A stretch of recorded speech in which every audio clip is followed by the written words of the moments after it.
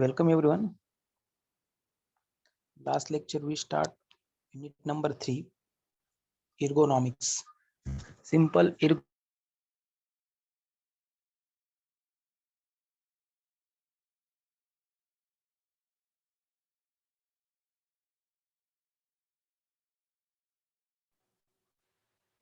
last lecture we taken some example related ergonomics means what is ergonomics in industry related like a relationship between machine to worker and worker to worker.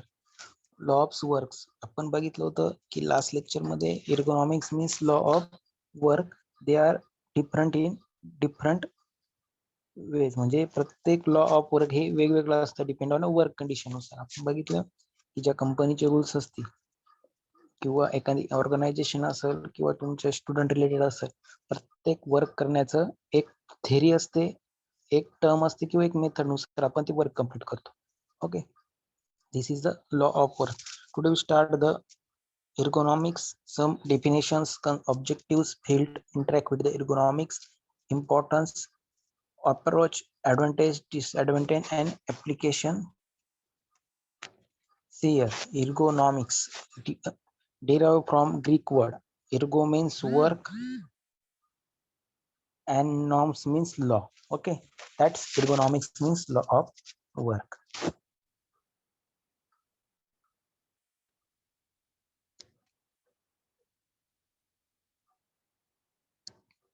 Now, scientific study of human work, designing the job to the fit the worker, not forcing the worker to fit the job. आपण बघितलं example की ergonomics म्हणजे law of work. प्रत्येक condition ही वेगळी असते work करण्याची. Suppose एखादा worker असेल, त्याला आपण बघितलं की त्याला एखाद्या नट बोल्टचे एक्झाम्पल घेतले, वॉशरचे एक्झाम्पल घेतले. एकच मशीन असेल आणि प्रोडक्शन वेगवेगळं असेल, नट बोल्ट असेल, वॉशर असतील, पिन्स असतील, जॉईंट असतील, याच्या रिलेटेड वेगवेगळे प्रोडक्शन, पण प्रत्येक प्रोडक्टचं प्रोडक्शन वर्क हे डिफरंट असणार आहे, थेरी डिफरंट असणार आहे. Means definition is say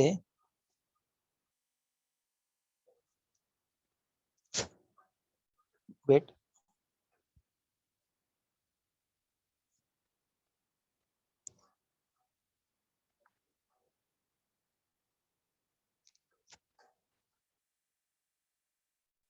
so designing the job to fit the worker, not forcing the worker to fit the job.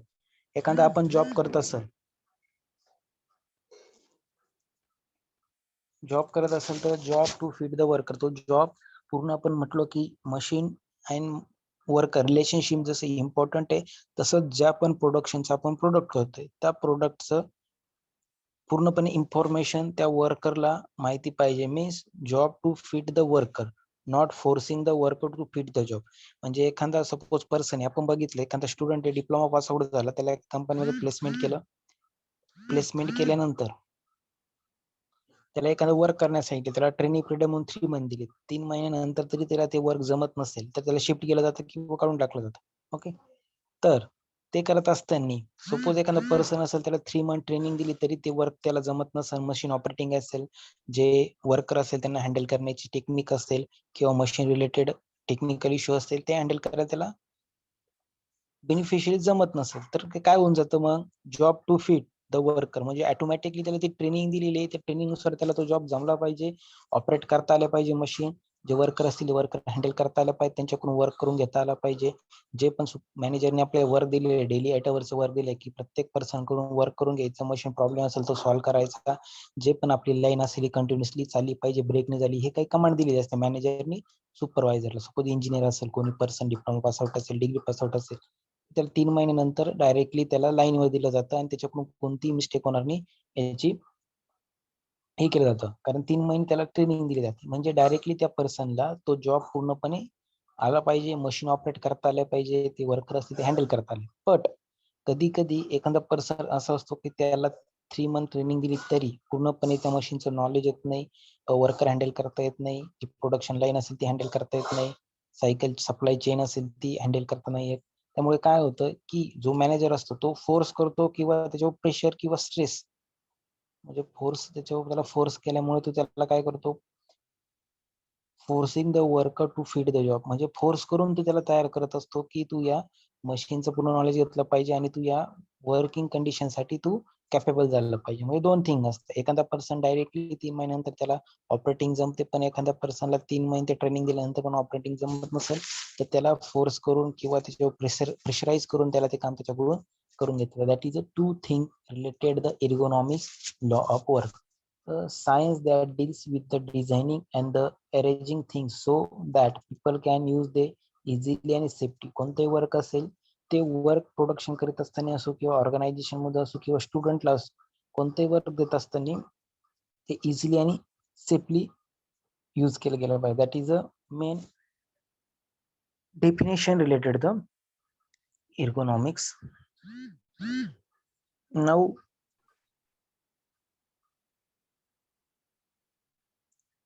the some objective to improve the relationship between peoples, equipment, workplace and environment.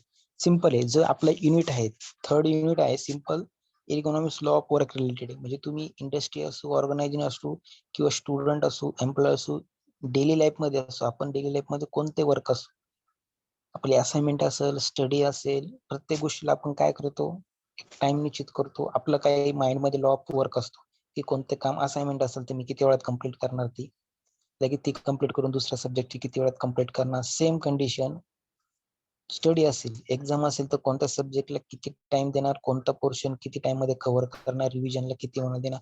हा पण तुमचा एक आहे law of work. म्हणजे प्रत्येक work करत असताना त्याला काही मेथड पडता, काही टाइम पडतो, त्याच्यानुसार त्या कॅल्क्युलेट करून सॉल्व्ह केल्या जात्या, फाइंड आउट केल्या जात्या आणि कन्क्लुजन वर गेलो जातो आणि पूर्णपणे ते सॉल्व्ह केलं. That is the law of work. So first point to improve the relation between peoples, equipment, workplace and the environment. Suppose तुम्ही कंपनीमध्ये नवीन जॉईन झाला, नवीन जॉईन झाल्यानंतर तुम्हाला ट्रेनिंग दिल्यानंतर तुम्हाला ट्रेनिंग मिळाल्यानंतर 3 मंथची ट्रेनिंग कंप्लीट झाल्यानंतर कंपनीमध्ये तुम्हाला ऑन फील्ड डायरेक्टली 3 महिन्यामध्ये कसं असं ट्रेनिंग करत असताना काही मिस्टेक झाल्या तर त्या अंडरस्टँड केलं जातं. पण after 3 month manager do not accept the any condition or any relevant of the production of the any line. म्हणजे तुमचा 3 मंथच्या ट्रेनिंग नंतर कोणत्याही गोष्टी जर ऍक्सिडेंटली असेल, मशीन रिलेटेड असेल, जर त्या घडल्या तर त्या मॅनेजर कडून ऍक्सेप्ट केल्या जात नाही किंवा अंडरस्टँड केल्या जात नाही, कारण तुमचा 3 मंथ ट्रेनिंग पिरियड हा एंड झालेला असतो. So relationship between people, equipment, work place. मग काय नवीन न्यू पर्सन असेल, वर्कर असेल किंवा सुपरवायझर असेल किंवा इंजिनियर असेल, तर त्याला त्या वर्कर रिलेटेड, सुपरवायझर असेल तर त्याला वर्कर रिलेटेड पूर्ण इन्फॉर्मेशन पाहिजे का प्रत्येक वर्कर सोबत आपलं जे बिहेवियर असेल ते कसं पाहिजे, किंवा आपल्याला प्रत्येक वर्कर कडून आपलं जे काम असेल, सप्लाय चेन असेल, ते काम कसं करून घेता आलं पाहिजे. That is also technique. Then equipment, जे इक्विपमेंट असतील ज्या फ्लोअरवर, इंजिनियर असेल, न्यू जॉईनिंग असेल, सुपरवायझर असेल, वर्कर असेल, त्या फ्लोअरवर जे इक्विपमेंट आपण ठेवलेले, सेट केलेले, त्या प्रत्येक इक्विपमेंटची आपल्याला इन्फॉर्मेशन मस्ट आहे, ची माहिती असणे गरजेचं आहे. का प्रत्येक इक्विपमेंट असेल, सपोज एखादा इक्विपमेंट आहे की तो आपल्याला एखादा सपोज स्पेअर आहे, 12 नंबरचा स्पेअर असेल तर त्याचा यूज आपल्याला सपोज 6 मंथ नुसार होणार, पण तरी त्या स्पेअरची इन्फॉर्मेशन आपल्याला ऑलरेडी असणं गरजेचं आहे, कारण इमर्जन्सी जर ती कधी स्पेअरची गरज पडली तर त्याला आपल्याला ती इन्फॉर्मेशन माहित पाहिजे. मग जे इक्विपमेंट असतील लाईनवरचे त्याची आपल्याला गरज नसेल तरी ती इन्फॉर्मेशन घेऊन ते आपल्याला माहित असणे गरजेचं आहे.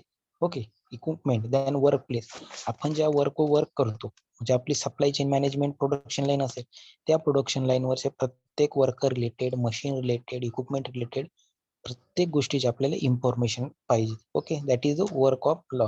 Then the environment. सपोज आपण 3 शिफ्ट मध्ये काम करतोय, पण फर्स्ट शिफ्ट मध्ये जी प्रोडक्शन लाईनला जे वर्कर आहे ते चेंज होत नसेल तर त्या वर्कर सोबत आपलं रिलेशनशिप कसं पाहिजे, की तुम्ही बघितलं असेल 2 पर्सन असतील तर एक पर्सन सर्व वर्करांचं अनालिसिस करतो, प्रत्येक वर्कर सोबत बिहेवियर कसं पाहिजे. आपण म्हणतो गोड बोलून काम करणे, या सोबतची एक टेक्निक असते. जे एखादा वर्कर असेल, ऍडव्हान्स असेल, पण त्याच्याकडून आपल्याला काम चांगल्या पद्धतीने कसं करून घेता येईल. एखादा अनट्रेनिंग वर्कर असेल, त्याला आपण बेस्ट नॉलेज देऊन त्याच्याकडून कंटिन्युअसली त्याची प्रॅक्टिस करून तर त्याला आपण एक गुड स्किल वर्कर कसा बनवू शकतो, हे पण आपल्याकडे स्किल, टेक्निकल स्किल पाहिजे. त्याच्यानंतर वर्क लाईन हँडल करायची. सपोज 35 ते 40 वर्कर असते, तर आपलं सुपरवायझर असेल तर ते पूर्णपणे लाईन आपल्याला हँडल करायची. तर पूर्ण वर्कर आपल्याला हँडल करता आलं पाहिजे. सपोज काही मिस्टेक झाली मशीन मध्ये, ती हँडल करता आली पाहिजे. टाइम टू टाइम त्याचा मेंटेनन्स करता आला पाहिजे. जे वर्कर इश्यू असतील ते वर्कर इश्यू आपल्याला सॉल्व्ह करता आले पाहिजे. अशा प्रकारे काही इन्व्हायरमेंट असेल प्रोडक्शन लाईनचं, जो इंजिनियर असेल, सुपरवायझर, ते आपल्याला हँडल करता आलं पाहिजे. Okay, that is the fourth thing related relationship between people to people, equipment, work place आणि इन्व्हायरमेंट. कोणीही पण, तुम्ही सपोज डिप्लोमा पास आउट झाला, तुमची प्लेसमेंट झाली, तुम्ही जॉईन झाला, तर तुम्हाला या गोष्टी पण इम्पॉर्टंट असतील की प्रत्येक वर्करची आपल्याला इन्फॉर्मेशन पाहिजे. प्रत्येक वर्करचं बिहेवियर कसं आहे, प्रत्येक वर्कर कसा काम करतो, कोण टॅलेंटेड वर्कर आहे, कोणाकडून काही मिस्टेक झाली असेल तर कोणता वर्कर ते सॉल्व्ह करू शकतो, हे सगळ्या गोष्टी आपल्या अनालिसिस पाहिजे. तर प्रत्येक इक्विपमेंट असेल प्रोडक्शन लाईनची, ते सर्व इक्विपमेंटची इन्फॉर्मेशन आपल्याला माहिती पाहिजे. त्याच्यानंतर वर्क प्लेस, जे आपण प्रोडक्शन लाईन आहे त्याच्या रिलेटेड सर्व प्रोडक्शन लाईनची, म्हणजे स्टार्टिंग रॉ मटेरियल प्रोडक्ट पासून तर फिनिश मटेरियल पर्यंत पूर्ण प्रोसेस, पूर्ण मशीन इन्फॉर्मेशन ही आपल्याला अंडरस्टँड पाहिजे, माहित पाहिजे. अँड देन द इन्व्हायरमेंट, जे पण इन्व्हायरमेंट असेल, हे इन्व्हायरमेंट चांगलं राहिलं पाहिजे आणि त्यानुसारच प्रोडक्शन लाईन ही कंटिन्युअस राहिली पाहिजे. म्हणजे कधी कधी तुम्ही बघितले की वर्क प्लेस व सप्लाय चेन म्हणजे कधी कधी आपण बघितलं वर्कर कधी कधी वर्कर टू वर्कर मध्ये काही प्रॉब्लेम असतात, त्यामुळे सॅलरी इश्यू असेल, टाइम टू टाइम इश्यू असेल, ब्रेक टाइम इश्यू असेल, त्याच्यामुळे प्रॉब्लेम क्रिएट होतात. कधी कधी प्रोडक्शनला स्टॉप असते. तर या गोष्टींचा आपल्याला इन्फॉर्मेशन घेऊन ते हँडल करावं लागतं. Then next is increase the work efficiency and productivity.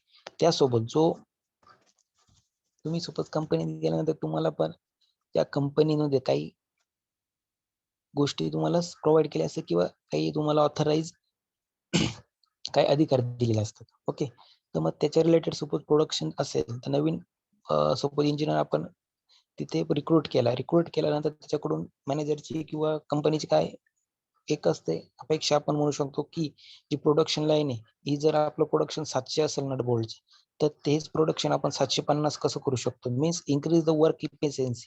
जर एखादा वर्कर जर 50च रिंग तयार करत असेल तर तो 52-53 रिंग कसा तयार करू शकतो. Okay, that is the increase the work efficiency and productivity. Then promote safety and comfort at the workstation. Suppose तुम्ही इंजिनियर म्हणून जॉईन झाला, प्रोडक्शन लाईनला सुपरवायझर म्हणून जॉईन झाला, तुमचं बिहेवियर जर वर्कर रिलेटेड चांगलं असतं, तुम्हाला वर्कर कडून कोणते वर्क असेल ते कम्प्लीट करून घेता येत असलं, तुमचं जे ड्युटी असेल ते ड्युटी प्रॉपर असेल विथ, पण सपोज तुम्ही वर्कर रिलेटेड सेफ्टीचा पण विचार करत असाल की वर्करला एखादी सेफ्टी नसेल, तरी तुम्ही हायकमांड मॅनेजर असेल त्यांना इन्फॉर्म करून प्रत्येक वर्करला जे सेफ्टी नसेल, काही सेफ्टी इक्विपमेंट जर टाइम टू टाइम मिळत नसतील वर्करला, तुम्ही त्याची कंप्लेंट करू शकता. म्हणजे यामुळे काय होतं, जे तुमचं वर्कर आणि सुपरवायझर रिलेशन आहे हे चांगलं होतं. मग सपोज एखाद्या वेळेस आपल्याला एक्स्ट्रा प्रोडक्शन करायचं, त्या टाइमला तुम्ही जर कमांड दिली वर्करला, तर वर्कर तुमची कमांड लगेच ती ऐकतो आणि ते वर्क स्टार्ट करतो. हे कशामुळे होतं की तुम्ही वर्करचा जर पूर्णपणे सेफ्टीचा विचार केला, तर वर्कर पण त्या टाइमला सुपरवायझर विचार करतो. That is the relationship between the worker and supervisor. Then comfort at the work station. यामुळे काय होतं, जे वर्क स्टेशनवर सपोज जे वर्कर असतील तर त्यांच्यामध्ये, सुपरवायझर मध्ये, मॅनेजर मध्ये, त्यांच्यामध्ये जे वर्क कंडिशन असते किंवा वर्क स्टेशन असतं ते कम्फर्ट असलं पाहिजे. Then to reduce the physical workload. त्याच्यानंतर वर्कर तुम्ही बघितले, प्रोडक्शन लाईनवर बघितलं की प्रत्येकाला लॉ असतो, वर्क फ्रॉम लॉ आपण स्टडी करतो, त्याच्यामध्ये प्रत्येकाला वर्क दिली असते, पण प्रत्येकामध्ये एज फॅक्टर असतो. सपोज एखादा 55 एजचा वर्कर असेल, तो ते जर 500 जर रिंग प्रोड्यूस करीत असेल, त्याला सॅलरी जरी जास्त असेल, मग 500 रिंग प्रोड्यूस करत असेल, तर सपोज एखादा 30 इयरचा वर्कर असेल, त्याला सॅलरी कमी असेल, तरी त्याच्याकडून आपल्याला काय असतं, 600 म्हणजे 100 रिंग्स ह्या एक्स्ट्रा त्याच्याकडून मॅन्युफॅक्चरिंग करून घ्यायचा. म्हणजे हा वर्कलोड डिफरन्स असतो. एकाकडे 500चा असतो, एकाकडे 600 असतो. ओके, हा वर्कलोड डिफरन्स, कारण की जे कमी एज वर्कर असतात ते स्किल पण असतात आणि एज नुसार ते फास्ट पण वर्क करतात. That is the difference between the two workers workload. To reduce the physical workload, then to minimize the risks of injury, lioness, accident and error without the compromising productivity.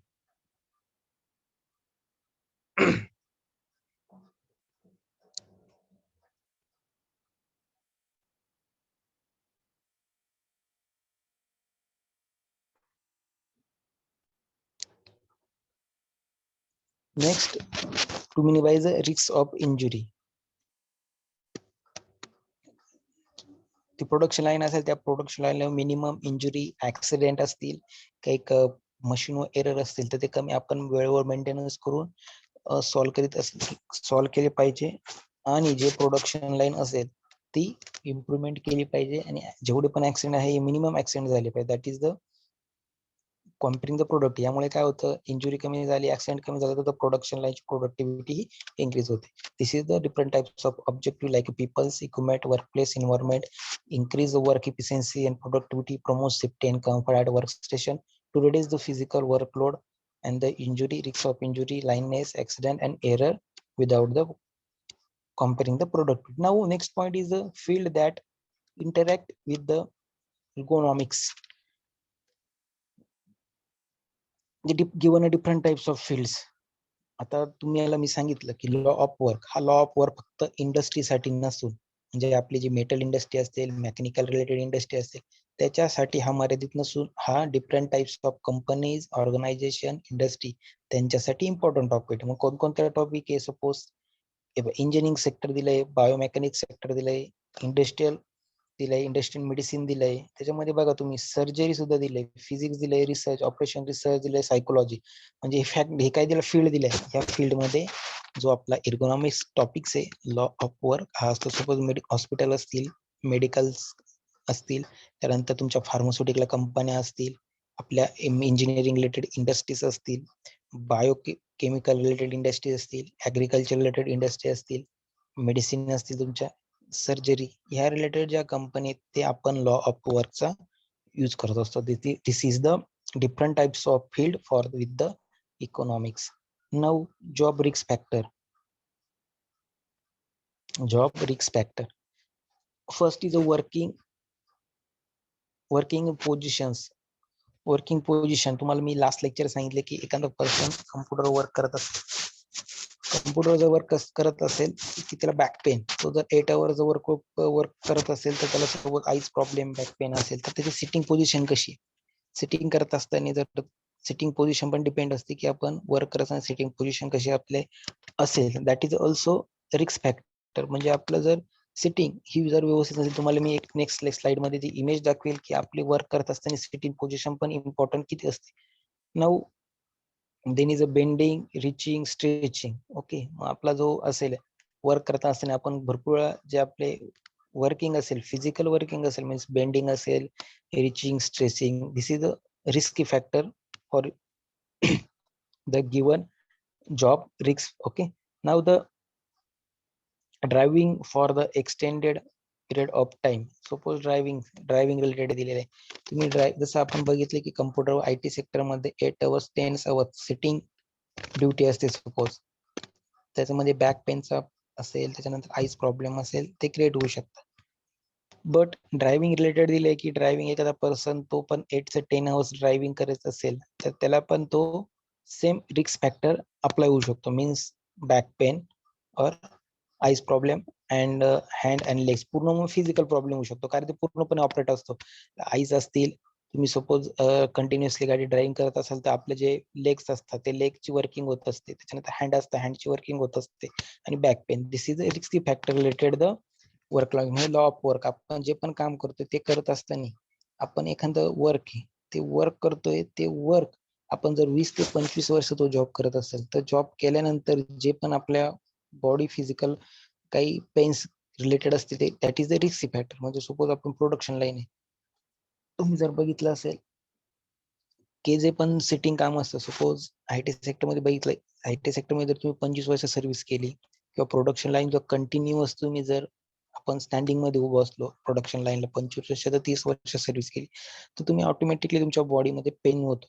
Back pain असेल, leg pain असेल, depend on the work condition. म्हणजे तुम्ही जे work करता त्या related ते गोष्टी applicable राहतात. ओके, मग that is a driving or extended period of time. म्हणजे तुम्हाला एक वर्क असेल ते वर्क तुम्ही जर जास्तीत जास्त वर्क 25 ते 30 वर्ष जर तो जॉब केला, एखाद्या सोबत ड्रायव्हिंग रिलेटेड आहे, एखादी ड्रायव्हिंग सपोज बस कंडक्टर असेल किंवा अदर पर्सन असेल जो कंटिन्युअसली 25 ते 30 वर्ष त्याने ड्रायव्हिंग जॉब केलेला आहे, तर त्याच्यानंतर आपण त्याला जर भेटलो, त्याच्यावर अनालिसिस केलं, त्याला विचारलं की 30 वर्ष सर्व्हिस केल्यानंतर तुम्हाला ह्या जॉब रिलेटेड 30 वर्षामध्ये काय काय प्रॉब्लेम क्रिएट झाला, तर ते सांगतील बॅक पेन असेल, लेग पेन असेल, हँड पेन असेल, that is a risky factor related the job. म्हणजे आपण भरपूर सारे असे जॉब असतात की ती 25 ते 30 वर्ष ड्युटी केल्यानंतर काही प्रॉब्लेम, फिजिकल प्रॉब्लेम ते क्रिएट होतात. That is the ergonomics means law of work. Heavy lifting तुम्ही बघितलं, मायनिंग कंपन्या असतील किंवा हेवी कंपन्या असतील किंवा मटेरियल शिफ्टिंग असेल, का तिथं आपल्याला वेट लिफ्ट करावं लागतं किंवा वेट उचलावं लागतं. तिथे पण तुम्ही बघितलं असेल की काही काळांतरानंतर जे पण ड्युटी करणारे पर्सन असतात, 15 वर्ष 20 वर्ष त्यांनी जर तिथे जॉब केला, तर त्यांना पण त्याच्यानंतर काही फिजिकल प्रॉब्लेम क्रिएट होतात. Now lifting in the combination with the twisting, then pushing, pulling, carrying. मग आता प्रत्येक कंपनीमध्ये प्रत्येक वर्करचं वर्क हे डिफरंट असतं. सुपरवायझर असेल, मॅनेजर असेल, ओके. म्हणजे प्रत्येक सेक्टरमध्ये आपण सांगितलं, फार्मास्युटिकल असेल, बायोकेमिकल असेल, ऍग्रिकल्चर रिलेटेड असेल, इंजिनिअरिंग रिलेटेड असेल, प्रत्येक इंडस्ट्रीमध्ये प्रत्येक वर्करचं प्रत्येक पोस्ट, जी पण पोस्ट आपल्याला असेल त्या पोस्टचं वर्क हे वेगवेगळं असतं आणि त्याच्यानुसार त्या रिस्की फॅक्टर क्रिएट होतात. सपोज एखादा तुम्ही जर बघितलं, मिलिटरी रिलेटेड जर तुम्ही बघितलं, मिलिटरी रिलेटेड असेल किंवा पोलीस रिलेटेड असेल, सपोज पोलीस कमिशनर असेल किंवा तुमचा मेजर असेल, तर त्याच्या जे ही पोस्ट झाली तुमची, ही पोस्ट झाली जेव्हा, आणि त्याच्या रिलेटेड जे हे असतात, सपोज तुमचे कॉन्स्टेबल असतील, नंतर बाकी पोलीस अधिकारी असतील किंवा आर्मीचे जे लोक असतात, त्यांना ड्युटी कोण कमांड करतं? हायर कमिशन असेल. सपोज तुमचा कमिशनर असेल किंवा मेजर असेल, त्यांना अलॉट केलेल्या ठिकाणी त्यांना ड्युटी करावं लागते. ओके. म्हणजे रिस्की फॅक्टर कोणाला जास्त आहे? पोस्टनुसार रिस्की फॅक्टर असतो. जे ऑन फील्ड ड्युटी करतात, जे ऑन फील्ड असतील, म्हणजे सपोज काही प्रॉब्लेम क्रिएट झाला, सपोज आपण बॉर्डर पण भरतो, तिथं ऑन फील्ड कोण असतात? आर्मीचे जे कमांडर असतात ते असतात. म्हणजे ऑन फील्ड कोण रिस्की कोणाला जास्त? ते ऑन फील्डवर जे वर्क करतात ते सगळ्यात जास्त रिस्की जॉब आहे त्यांचं. बट तुमचे जे मेजर असतील, काही पोस्टवाले जे कर्नर असतील, ते फक्त ऑर्डर देते आणि त्यांची पोस्टनुसार त्यांना जास्त तो जॉब रिस्की फॅक्टर नसतो. त्यांना फक्त तिथे काय असतं? डिसिजन आणि कमांड. जे पण प्रॉब्लेम क्रिएट होतील तिथे त्यांना डिस्कशन करून ते कमांड दिले जातात आणि ऑपरेशन हे डन केलं जातं. म्हणजे त्यांची ड्युटी ही जर ॲज कम्पेअर टू जर आर्मी जे ऑफिसर असतील ऑन फील्ड, त्यांच्या कम्पेअर जर केलं, तर सगळ्यात जास्त जॉब रिस्क फॅक्टर कोणामध्ये? जे बॉर्डरवर जे असतील ते जॉब रिस्की फॅक्टर आहे. आणि जो पोस्टवाला ऑफिसर असेल, तो त्याचा जॉब हा रिस्की फॅक्टर नसणार आहे. सेम कंपॅरिझन आपण केलं कंपनीमध्ये, वर्कर असेल आणि मॅनेजर असेल, तर मॅनेजर हा जास्त, मॅनेजरचं काम हे जे मॅनेजरचा जॉब असतो हा जास्त रिस्की नसतो. त्याला काय करायचं असतं? फक्त थेरॅटिकल आणि जे तुमचं प्रॅक्टिकल असेल त्याची कॉम्बिनेशन करायचं असतं. म्हणजे सपोज काही प्रोडक्शन लाईन असेल, ती आपली कंटिन्युअस चालली पाहिजे. त्याच्या रिलेटेड जर नाही चालली, तर मीटिंग घेणे, मीटिंग करून प्रोडक्शनची प्रोडक्टिव्हिटी वाढवणे.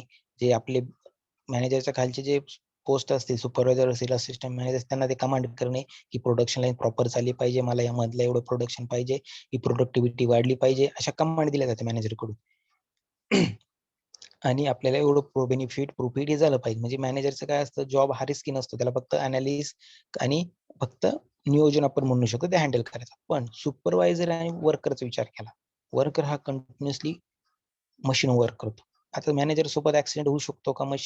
मॅनेजर हा मशीन ऑपरेट करत नाही, त्यामुळे त्याच्यासोबत ऍक्सिडेंट होऊ शकत नाही मशीन सोबत. म्हणजे तो जॉब रिस्की फॅक्टर हा कमी आहे मॅनेजरचा. पण जो वर्करचा असेल हा याचा 100% जॉब रिस्की, कारण तो कंटिन्युअस त्या मशीनवर वर्क करतोय. केव्हाही त्याच्यासोबत कोणताही ऍक्सिडेंट होऊ शकतो. त्याचे लेग असेल, हँड्स असतील, त्याच्यामध्ये ब्रेक होऊ शकतात. म्हणजे मला हेच सांगायचंय की पुशिंग, पुलिंग, केअरिंग, लिफ्टिंग, आणि second point is accident, slip, trips, falls, vibration, noise, repetition, contact stress, thermal condition. या ज्या कंडिशन दिलेल्या आहे, या कंडिशन जॉब रिस्की फॅक्टर हा प्रत्येकाचा वेगवेगळा असतो. मी सांगितलं इंजिनिअरिंग इंडस्ट्रीला वेगळा असेल, बायोकेमिकल इंडस्ट्रीला वेगळा असेल, फार्मास्युटिकल कंपनी वेगळा असेल. त्याच्यामध्ये सब टाईप अजून जे पण पोस्ट असतात, वर्कर असेल, सुपरवायझर असेल,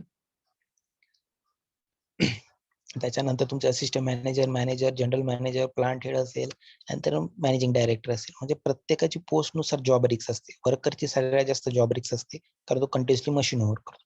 त्याच्यानंतर सुपरवायझर असतो, सुपरवायझरची कमी होत जाते. त्याच्यानंतर त्याच्यावरची पोस्ट असते, त्याची जॉब रिक्स कमी होत जाते. ओके, म्हणजे प्रत्येक पोस्टनुसार, प्रत्येक फॅक्टरनुसार तुमची जॉब रिक्स डिपेंड असते. Okay, this is the different types of jobs आणि रिक्स. म्हणजे लॉ ऑफ वर्क मध्ये काय सांगितलं, आपण जे पण वर्क करतो, जे पण आपला जॉब असेल, आपण 20 ते 25 वर्षानंतर तो जॉब करत असेल, तर त्याच्यानंतर आपल्याला काय रिस्की फॅक्टर येऊ शकतात.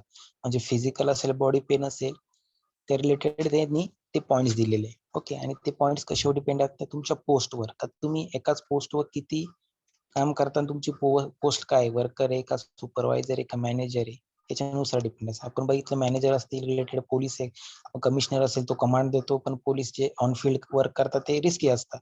तसंच आपण मिलिटरी रिलेटेड बघितलं, जे कर्नल मेजर असतात, हे ऑफिसर असतात, त्यांची पोस्ट आहे. पोस्टमध्ये फक्त कमांड देतात. ऑन फील्ड कोण असतं, बॉर्डरवर आर्मी असते. ओके, म्हणजे जास्त रिस्की फॅक्टर कशावर डिपेंड असतो, परत तुमच्या पोस्टनुसार पण तुमचा जॉब फॅक्टर आणि रिस्क फॅक्टर डिपेंड असतो. Same as compare to manager आणि worker.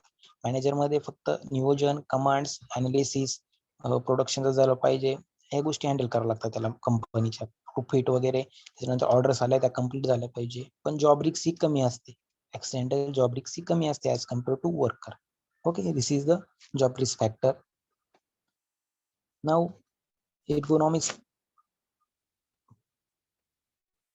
ergonomics and importance. Work related disorder for the growing engineering categories. आता आपण बघितलं, इकॉनॉमिक्स मीन्स वर्क रिलेटेड काही डिसऑर्डर असतात. म्हणजे तुम्ही जर थर्मल प्लांट बघितले किंवा केमिकल कंपनी बघितली, की काही पर्सन केमिकल कंपनी असते, बायोकेमिकल असेल, फार्मास्युटिकल कंपनी असते, त्याच्यामध्ये वर्क करत असते, काही पर्सनला इंजुरी होती किंवा त्यांच्याकडून साईड इफेक्ट होता. म्हणजे कसं असतं, मेडिकल केमिकल असतं, त्यांच्याकडून त्यांना स्किन प्रॉब्लेम असतील, आपण काय म्हणतो थ्रोट इन्फेक्शन होऊ शकतं, कारण ते केमिकलच्या स्मेलमुळे पण काही ना ती अलर्जी असते. That is the disorders for the fastest growing injury categories. Now 1997 study of 42 medical, त्यांनी काय दिलेलं आहे, सेक्रेटरीज 1997 मध्ये त्यांनी एक अनालिसिस केलेलं आहे, की 63% रिपोर्टेड नेक शोल्डर पेन. 1997 मध्ये स्टडी केलाय, की त्याच्यामध्ये 63% मेडिकल रिलेटेड घेतले. 63% जे पर्सन आहेत त्यांना नेक आणि शोल्डर पेनचा त्रास झाला. म्हणजे त्यांची जी जॉब असेल, त्यांचा जॉब कम्प्लीट झाला, ते रिटायर झाले 20 ते 25 वर्षानंतर, आणि अनालिसिस केलं गेलं, की तो जॉब केल्यानंतर किती फिजिकल रिस्क क्रिएट होऊ शकते त्या वुमन बॉडीला. तर 63% रिपोर्टेड नेक आणि shoulder pain, 51% low back pain. म्हणजे तुम्हाला मी सांगितलं, वर्क कंडिशन, तुमचा जॉब कोणता आहे आणि त्याच्यानुसार तुमची जॉबची पोस्ट कोणती, मग ती वर्करची, सुपरवायझरची, असिस्टंट मॅनेजरची की मॅनेजरची, त्याच्यानुसार हे पर्सेंटेज कॅल्क्युलेट केलेले. आता 51% लो बॅक पेन. आता 51% हा लो बॅक पेन हा जर वर्करला नाही होऊ शकत. लो पॅन कधी कधी बघा, हा 51% मध्ये वर्कर नाही येऊ शकत, पण मॅनेजर येऊ शकतो, कारण कंटिन्युअसली तो चेअरवर बसलेला असतो, चेअरवर बसूनच त्याचं वर्क चालू असतं, त्यामुळे त्याला बॅक पेन होऊ शकतो. तुमची पोस्ट जरी असेल, बॅक पेन होऊ शकतो, पण रिस्की फॅक्टर कमी असतो. बॅक पेनचा त्रास होऊ शकतो, त्याला शोल्डरचा नाही होऊ शकत, नेकचा नाही होऊ शकत. म्हणजे असं पोस्टनुसार तुमच्यावाले जे पण डिसऑर्डर असतील ते कॅल्क्युलेट केले जातात. Now first is 33% reported next and shoulder pain, 51% low back pain and 30% hand.